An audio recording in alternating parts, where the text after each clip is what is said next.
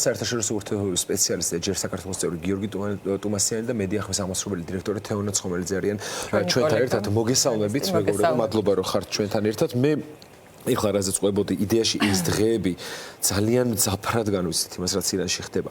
და როგორც შესაძლოა ვთქვი, ორად მინდა გავყო ეს ამბავი. პირველი, რომ ირანელი ხალხი მთელს მსოფლიოს გვეცოდება და გვენანება იმისთვის წარმოუდგენლად, რაც მათ თავს ხდება. და მეორე ის, რომ სადღაც შინაგანად აი ამ ქართულ რეალობაზე აკეთებ პარალელებს, დავავლებ პარალელებს. ხო გიორგი, იმიტომ რომ ეხლა იმ საუკუნის განმავლობაში, რაზეც შესავალში ვსაუბრობდით, ირანი არც თუ ისე ბევრი ათწლეულის წინ საერთო სხვა რეალობაში ცხოვრობდა. და ამიტომ გამოიყურება საშიშად და ცოტა შემაძრწონებლად ის, რაც მათ თავს ხდება დღეს. მოდით ზოგადად შევაფასოთ ეხლანდელი ვითარება ირანში და მე აი ამ პარალელზე მინდა გკითხოთ, რა მაგალითი, სამწუხარო მაგალითი შეიძლება ავიღოთ სხვა ქვეყნებიდან.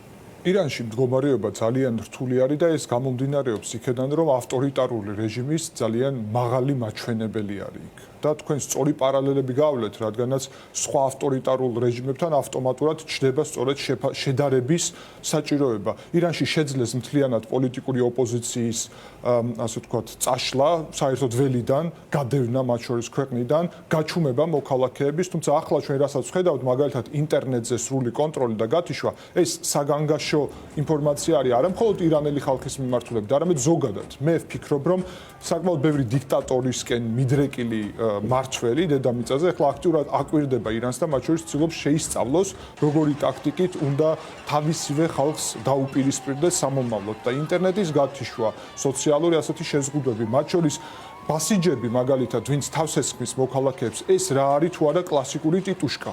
და ჩვენ თბილისშიც გვახსოვს, მათ შორის რითაც არიან შეიარაღებული ძირითადად ჯოხებით, თბილისშიც გვახსოვთ ასეთი შემთხვევები, როდესაც აქციების დროს ჟურნალისტებს და მოქალაქეებს გაურკვეველი შინაარსის და ორგანიზების ასეთი ჯგუფები თავს ესხმოდნენ. ეს ძალიან მნიშვნელოვანი არის, რომ გავიაზროთ. უბრალოდ განსხვავება იმაშია, რომ იქ რეჟიმი იმდენად მყარი არის უკვე და ოღონდ ეს სიმყარე მარტო შიდა არ არის. რუსეთზე და ჩინეთზე დამოკიდებული რეჟიმი არის თავისი სამხედრო და ტექნოლოგიური, ფინანსური ნაკადებით, რომელსაც აქვს რელიგიური მართლობა ჩამოყალიბებული. მე მინდა ასევე ზუსტად ვუთხრა ჩვენ საზოგადოებას, ეხლა რომ ათასობით ადამიანს ემუქრება სიკვდილით დასჯა და ათასობით უკვე მოკლულია ქუჩაში პირდაპირ და პრეზიდენტ ტრამპის განცხადებით შესაძლოა გადაიდო, ამას შევამოწმებთო, მაგრამ რა მუხლით ემუქრებათ, ეს უნდა ვიცოდეთ ჩვენ აუცილებლად. ეს მუხლი არის ღმერთის წინააღმდეგ ბრძოლა.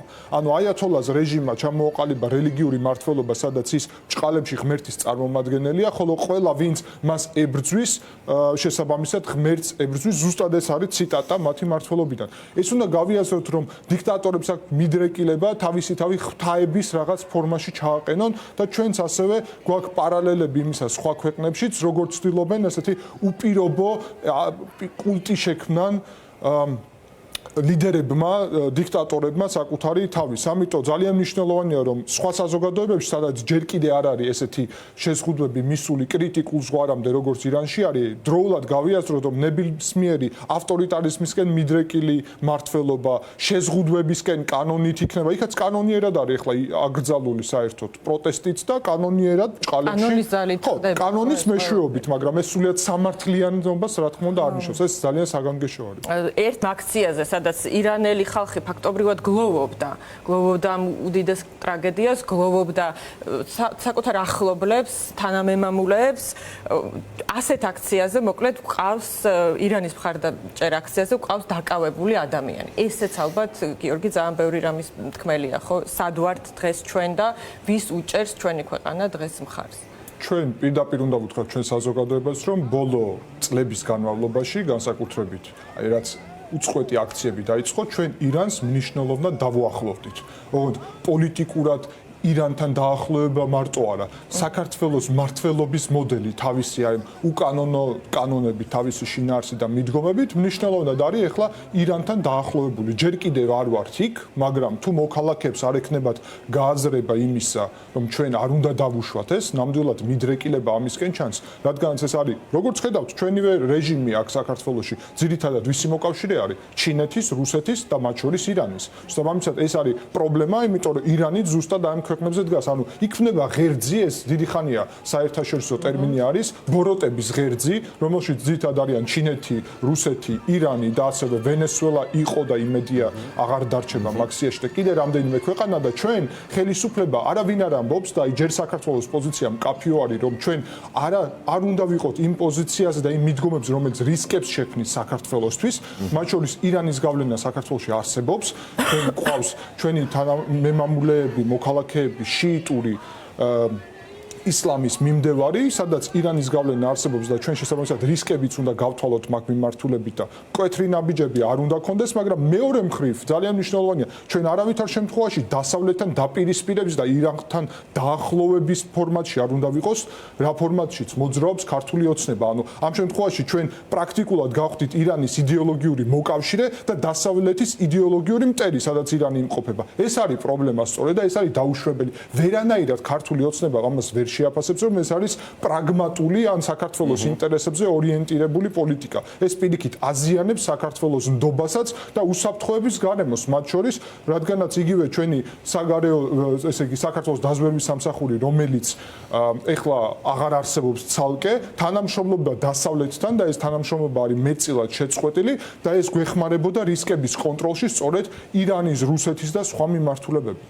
უკრაინის შემთხვევაში იყო ახლაც უჭირთ აგერ ხომ ხედავთ ხომ ტერორისტისთვის თავისი სახელის დარქმევა და რაღაც პარლამენტარები რამოდენიმე მათგანმა თქვა რომ გმობთ ორმხრივ ძალადობას და რაღაც ასეთი განცხადება იყო. გუშინ ასევე გავრცელდა რომ საქართველოს მოხვდა იმ 75 ქვეყანას შორის ვისთანაც ყოფილი სტრატეგიული პარტნიორი აჩერებს საიმიგრაციო ვიზების გაცემას. ეს რას ნიშნავს და რაზე მეტყველებს?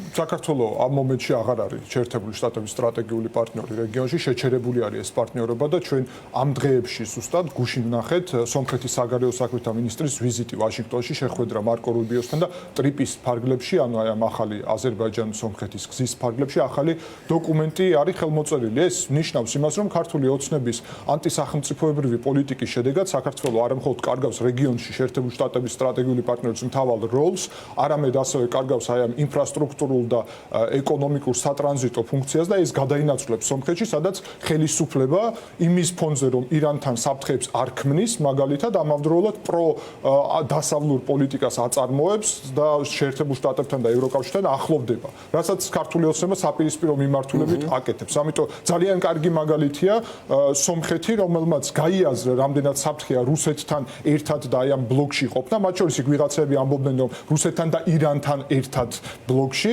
შესაბამისად სამწუხაროდ ქართული ოცნების პირობებში ჩვენ აღმოჩნდით სწორედ რუსეთი, ირანის და ჩინეთის ნაწილში და რა თქმა უნდა ძალიან მნიშვნელოვანია ახლა რომ შეერთებულმა შტატებმა ძალით დაეხმარონ ამ ხალხს, ირანელ თავისუფლებისთვის მებრძოლ ხალხს. რატომ?